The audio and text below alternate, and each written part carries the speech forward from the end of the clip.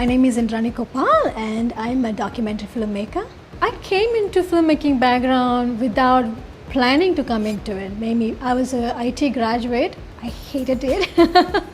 And then I joined a university as a computer lab technician, and for 5 years in that university I was taking care of big computer labs and cameras. 5 years of that, And then I thought maybe I'll leave because the pay wasn't good, so I left. I was looking for a job, but then I decided to go back to school. I think by then I know my career will be related to video, will be around filmmaking, but didn't know which career.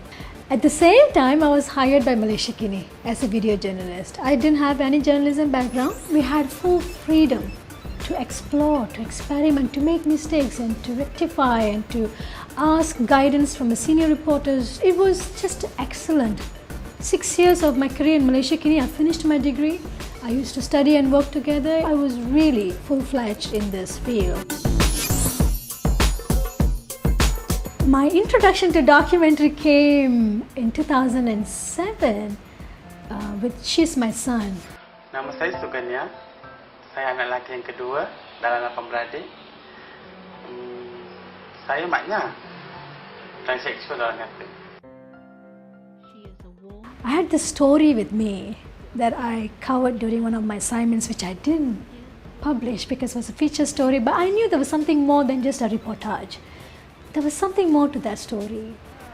Kelamakan lama saya tengok Masil Sugania dalam setahun, 2 tahun, saya tengok dia punya perhatian dia itu macam gerak-gerik dia bukan macam lelaki.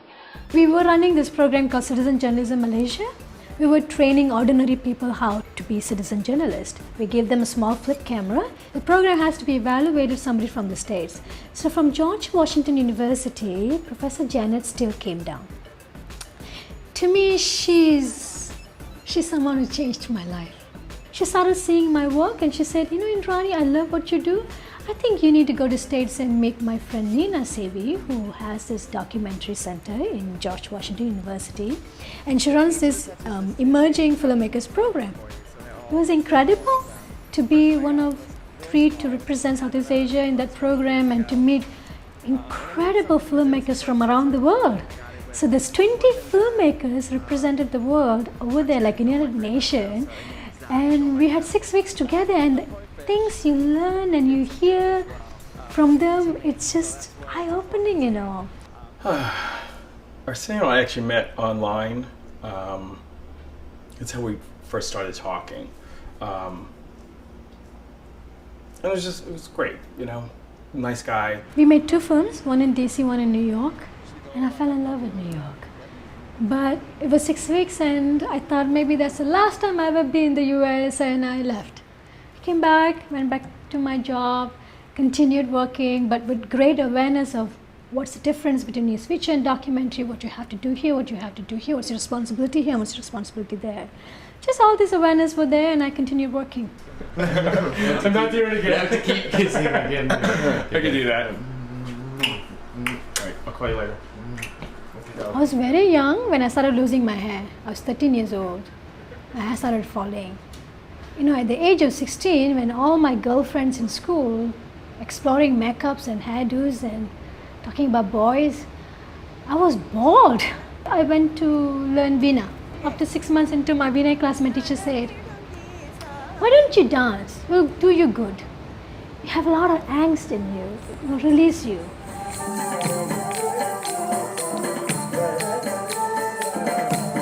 I think you're ready to graduate, my teacher said one day.